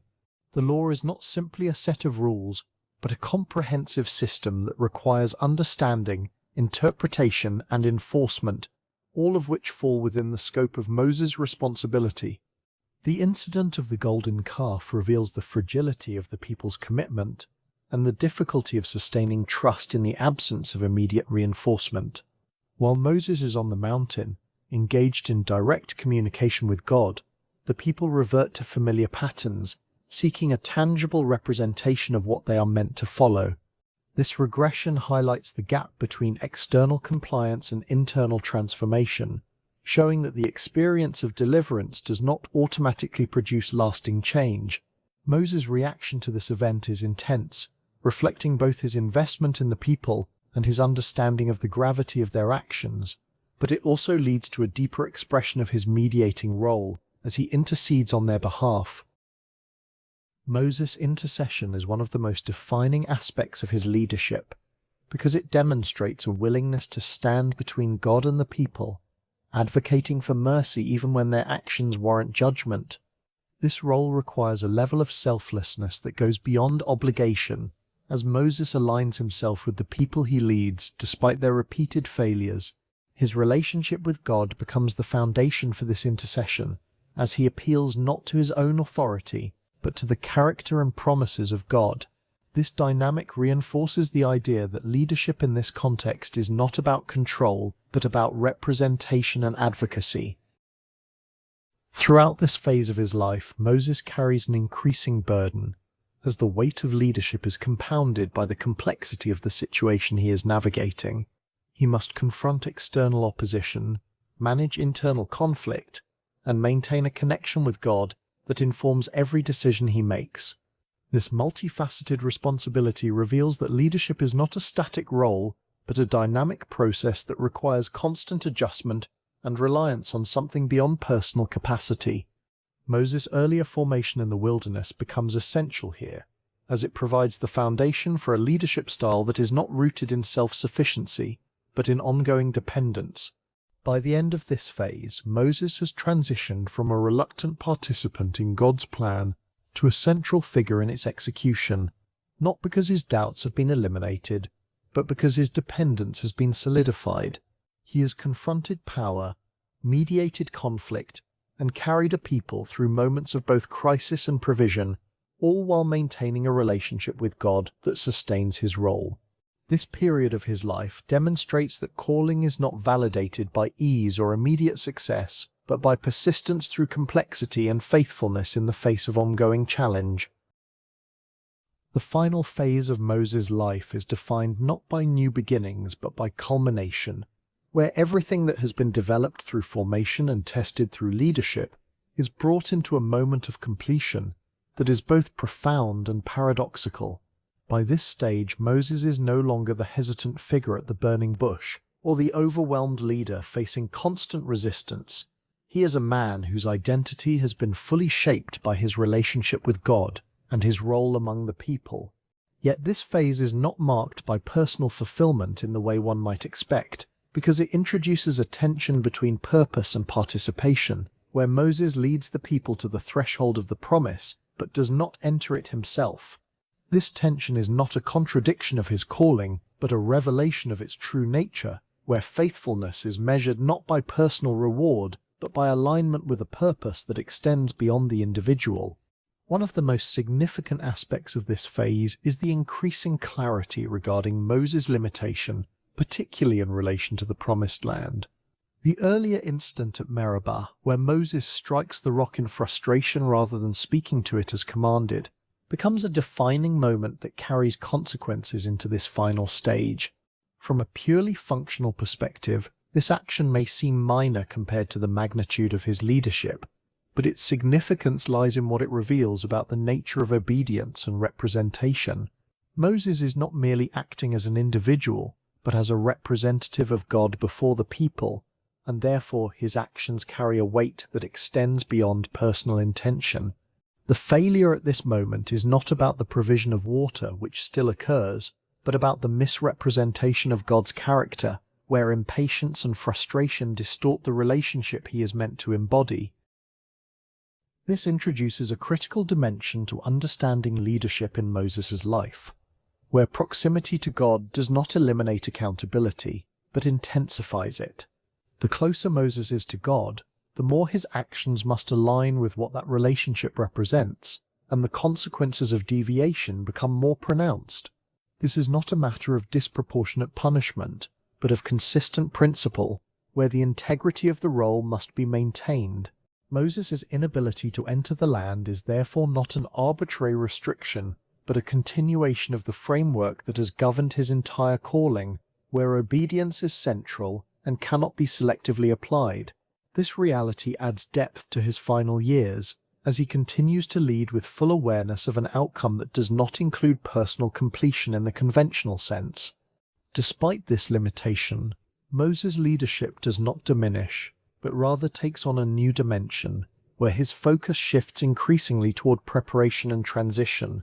He begins to articulate the law more fully, not as something newly received, but as something to be internalized and carried forward by the people.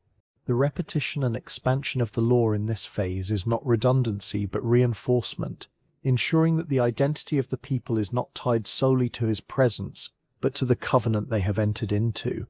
Moses understands that his role is temporary, but the structure he has helped establish must endure beyond him, and therefore his leadership becomes increasingly oriented toward sustainability rather than immediate direction. The appointment of a successor further emphasizes this transition, as Moses lays hands on Joshua and publicly affirms him before the people.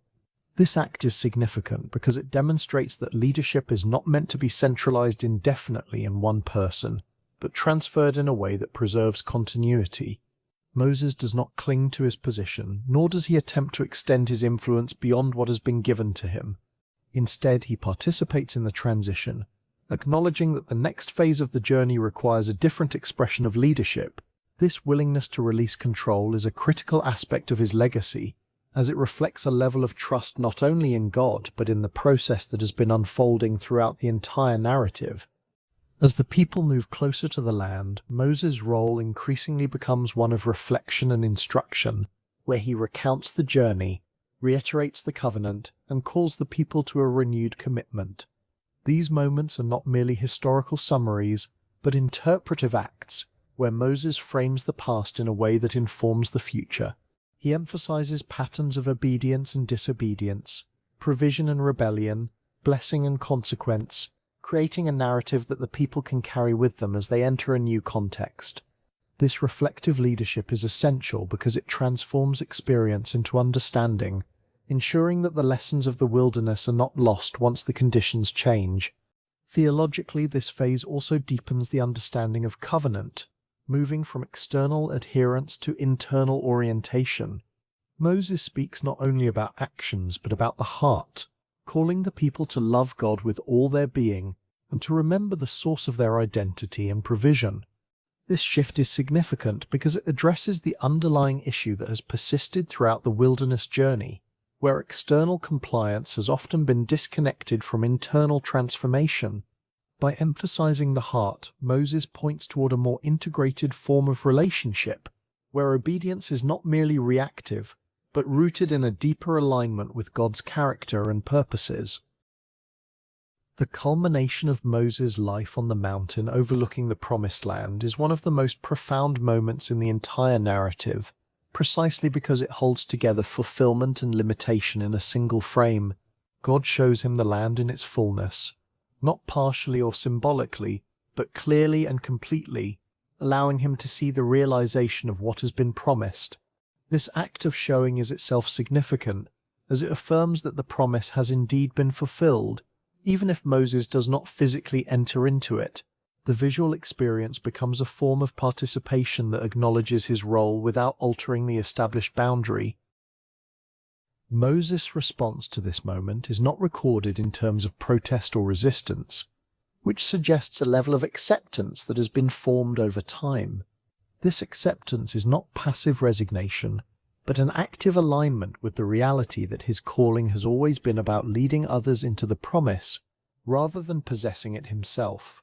The absence of complaint or argument at this stage contrasts with earlier moments in his life, indicating a maturation that has integrated both obedience and limitation into a coherent understanding of purpose. Moses has moved from questioning his role to fully inhabiting it, even when it does not lead to personal fulfillment in the expected way. The manner of Moses' death further reinforces the themes of intimacy and humility that have defined his relationship with God.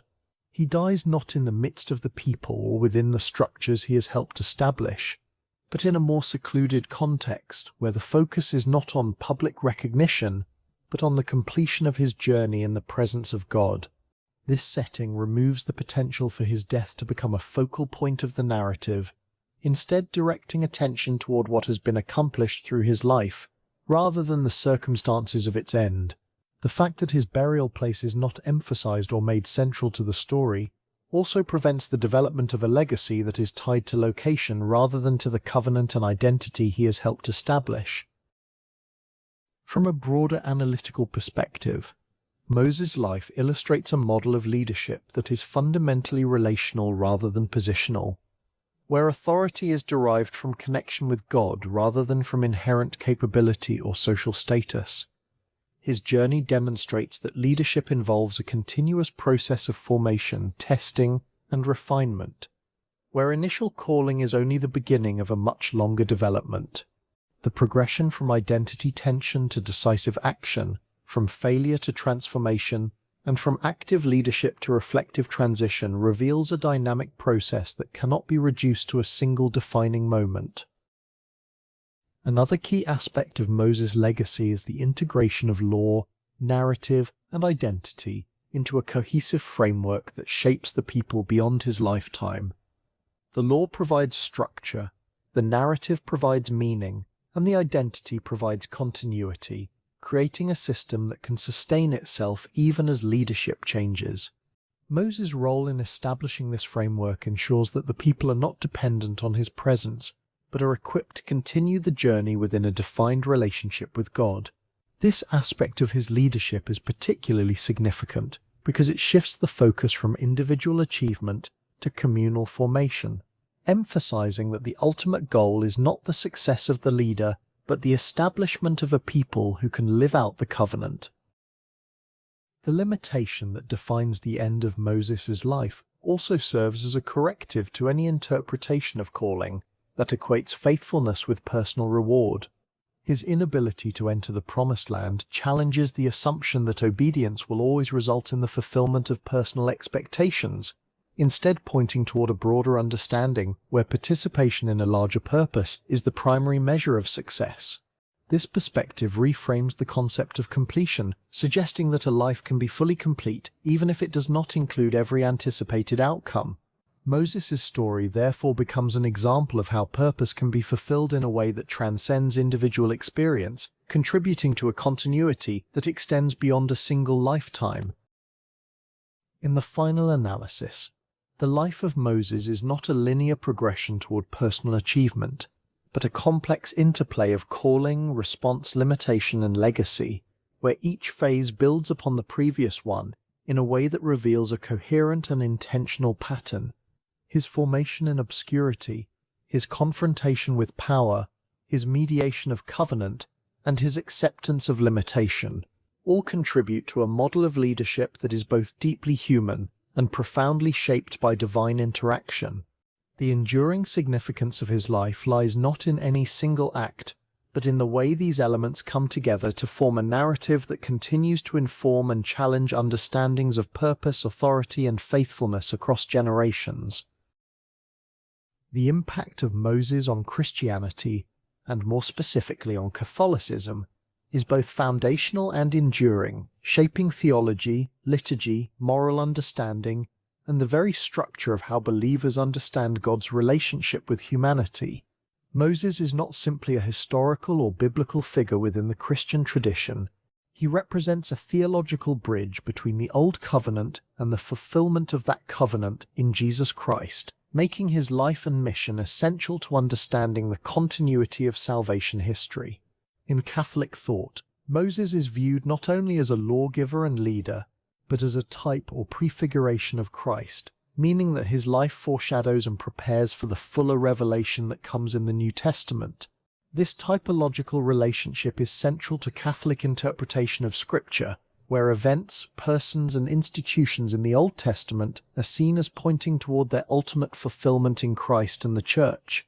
Moses' role in delivering the Israelites from slavery in Egypt is understood as a direct parallel to Christ's deliverance of humanity from the bondage of sin, establishing a pattern of salvation that moves from physical liberation to spiritual redemption.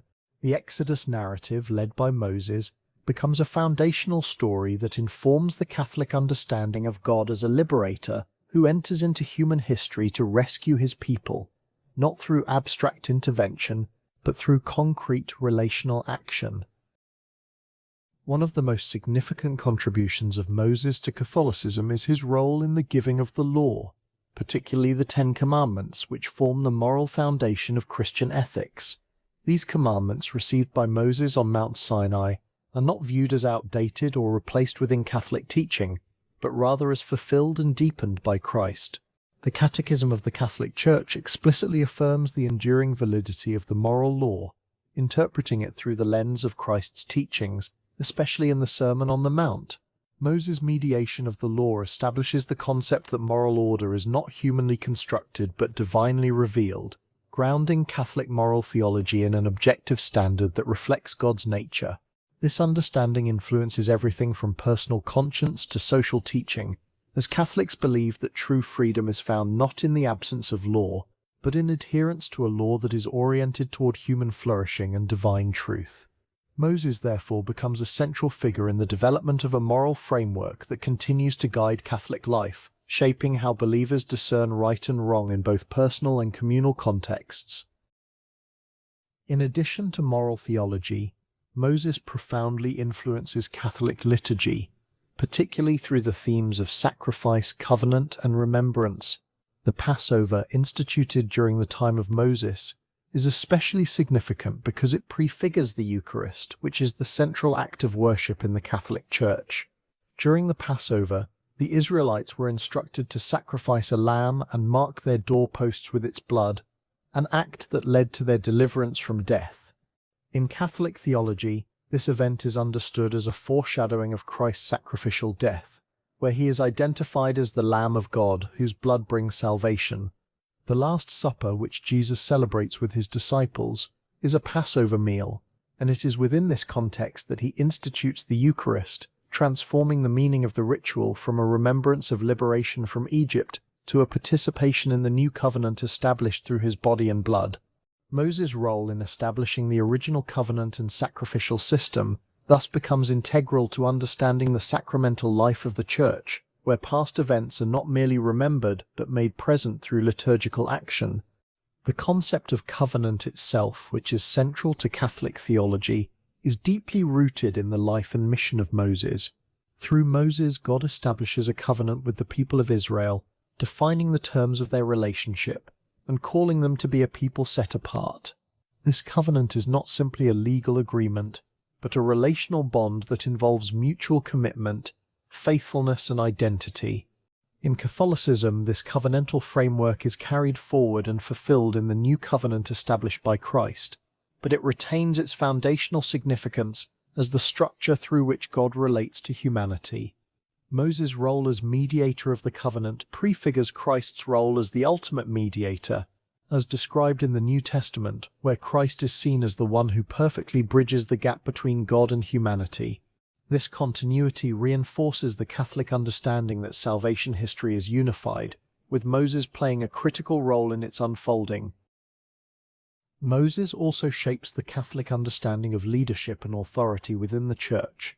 His role as a leader who is chosen by God, yet deeply aware of his own limitations, provides a model for how authority is to be exercised within a religious context. Moses does not lead by personal strength or charisma alone, but through obedience and dependence on God, often interceding on behalf of the people and carrying the burden of their struggles. This model influences the Catholic view of pastoral leadership, where bishops and priests are seen as shepherds who serve rather than dominate, guiding the faithful while remaining accountable to God. The concept of intercession, so prominent in Moses' life, also finds resonance in Catholic practice, where the faithful seek the intercession of saints, believing that those who are close to God can advocate on behalf of others. Moses' willingness to stand between God and the people, pleading for mercy even when they fail, reflects a pattern of mediating prayer that is deeply embedded in Catholic spirituality. Furthermore, Moses' experience of encountering God, particularly in events such as the burning bush and the giving of the law on Sinai, contributes to the Catholic understanding of divine revelation. These encounters demonstrate that God is both transcendent and immanent, revealing himself in ways that are accessible yet awe-inspiring. The emphasis on holiness, as seen in the command for Moses to remove his sandals on holy ground, informs the Catholic approach to worship, where reverence, ritual, and sacred space are central. The idea that God's presence transforms ordinary places into sites of encounter is reflected in the Catholic understanding of churches, sacraments, and liturgical practices, where the divine is believed to be truly present in tangible ways. The narrative of Moses also plays a significant role in shaping Catholic views on suffering, perseverance, and trusting God's plan. The long journey through the wilderness, marked by repeated challenges and moments of doubt, illustrates a pattern of faith that is not linear or free from struggle. For Catholics, this journey becomes a metaphor for the spiritual life, where believers are called to trust in God even when the path is unclear or difficult. Moses' own struggles, including his moments of doubt and his ultimate inability to enter the Promised Land, highlight the complexity of faith, showing that even those chosen by God are not exempt from hardship or limitation. This perspective encourages a mature understanding of faith that embraces both joy and suffering as part of the journey toward union with God. Finally, the legacy of Moses in Catholicism is preserved through scripture, tradition, and ongoing theological reflection, ensuring that his impact continues to shape the Church's understanding of God, humanity, and salvation. His life is read not only as history, but as a living narrative that informs contemporary faith, providing insight into how God acts, calls, and transforms. Through Moses, Catholics encounter a God who is faithful, just, and deeply involved in human life, a God who calls individuals into relationship and mission, and who works through imperfect people to accomplish divine purposes. This enduring influence makes Moses one of the most significant figures in the entire biblical tradition, whose impact on Christianity and Catholicism remains as relevant today as it was in the earliest days of the Church. The lasting impact of Moses on the modern world extends far beyond religious tradition, shaping moral frameworks, leadership ideals, legal systems, and the way individuals understand purpose, struggle, and identity in contemporary life. While Moses stands at the center of biblical history, his influence has not remained confined to ancient texts or theological reflection. Instead, it continues to echo through modern culture, ethics, and personal spirituality, particularly in societies shaped by Judeo-Christian values. At the core of this influence is the concept of liberation, as Moses' role in leading the Israelites out of slavery has become one of the most enduring symbols of freedom in human history. This narrative has been invoked across centuries in movements for justice, civil rights, and human dignity, serving as a moral and symbolic framework for those seeking to overcome oppression. Figures such as Martin Luther King Jr. explicitly drew on the imagery of Moses and the Promised Land to articulate a vision of hope and perseverance, demonstrating how the story transcends its original context to inspire modern struggles for equality and justice. Beyond its role in social movements, the legacy of Moses is deeply embedded in the development of legal and ethical systems that continue to shape modern societies. The Ten Commandments, traditionally attributed to Moses, have influenced Western legal thought by establishing foundational principles regarding justice, responsibility, and human behavior. While contemporary legal systems are more complex and secular in their application, the underlying ideas of accountability, the sanctity of life, respect for property, and the importance of truth-telling can be traced back to this early moral code. These principles have permeated cultural norms to such an extent that they often function as assumed values, even among those who may not consciously recognize their origins. In this way, Moses' influence operates both explicitly and implicitly, forming part of the moral architecture that guides decision-making at both individual and societal levels. Moses' impact is also evident in modern understandings of leadership, particularly in the model of servant leadership that has gained prominence in both religious and secular contexts. Unlike leadership models based solely on authority or dominance, the example set by Moses emphasizes responsibility, humility, and a willingness to carry the burdens of others. His leadership is marked by moments of doubt, frustration, and perseverance, making it relatable and instructive for contemporary audiences who seek authenticity rather than perfection in those they follow. Modern leadership theory often highlights the importance of empathy, ethical decision-making, and resilience, all of which can be seen in the narrative of Moses' life. His willingness to intercede for the people, to confront injustice despite personal risk, and to remain committed to a mission that extends beyond his own benefit, offers a framework that continues to resonate in fields ranging from business to public service.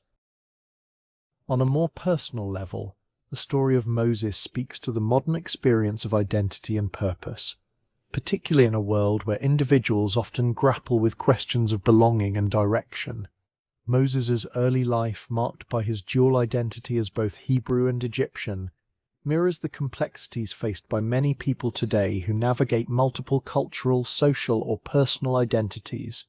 His journey reflects the tension between external expectations and internal conviction, illustrating how purpose often emerges not from immediate clarity, but from a process of struggle and self-discovery. This aspect of his story resonates in a modern context where career paths, personal goals, and spiritual journeys are rarely linear, and where uncertainty is often a defining feature of the human experience. Moses' life suggests that periods of confusion, failure, and waiting are not obstacles to purpose, but integral parts of its development. The theme of the wilderness in Moses' life also carries significant relevance for modern individuals, as it represents seasons of isolation, transition, and growth that are common in contemporary life. In a culture that often prioritizes productivity and visible success, the idea that meaningful transformation can occur in hidden or quiet seasons offers a countercultural perspective. Moses' years in Midian, where he lived in relative obscurity as a shepherd, demonstrate that preparation often takes place away from recognition and that the most important developments are not always immediately visible. This concept has implications for how people approach setbacks, career changes, or periods of personal uncertainty, encouraging a view of these experiences as opportunities for growth rather than signs of failure. Another dimension of Moses' lasting impact is his role in shaping the modern understanding of faith as a dynamic and evolving relationship rather than a static state of certainty. His interactions with God are marked by dialogue, questioning, and even moments of resistance, reflecting a form of faith that engages with doubt rather than avoiding it. This portrayal challenges simplistic notions of belief and offers a more nuanced model that resonates with contemporary individuals who seek authenticity in their spiritual lives.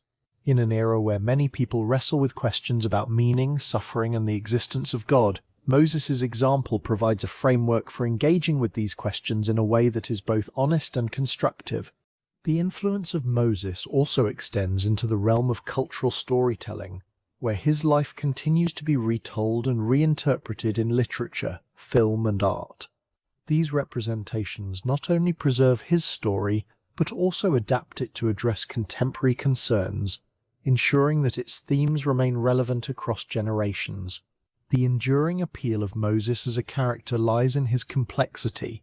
He is neither purely heroic nor purely flawed, but a deeply human figure who embodies both strength and vulnerability.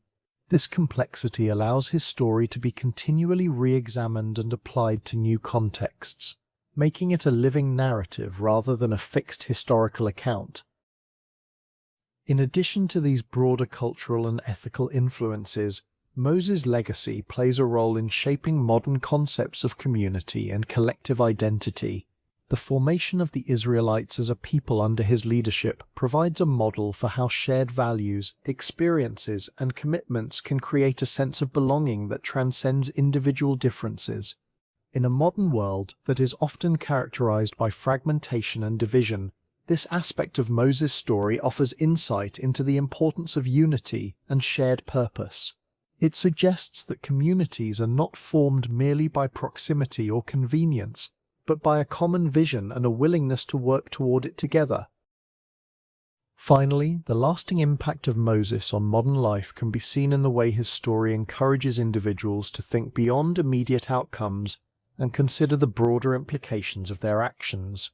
Moses himself does not enter the Promised Land, yet his life is not defined by this limitation, but by the role he plays in leading others to it. This perspective challenges contemporary assumptions about success, which often focus on personal achievement and tangible results, and instead emphasizes the value of contributing to something larger than oneself. It invites individuals to consider how their efforts might shape future generations, even if they do not see the full realization of those efforts within their own lifetime. In conclusion, the influence of Moses on the modern world is multifaceted and deeply ingrained, affecting everything from social justice movements and legal systems to personal identity and spiritual understanding.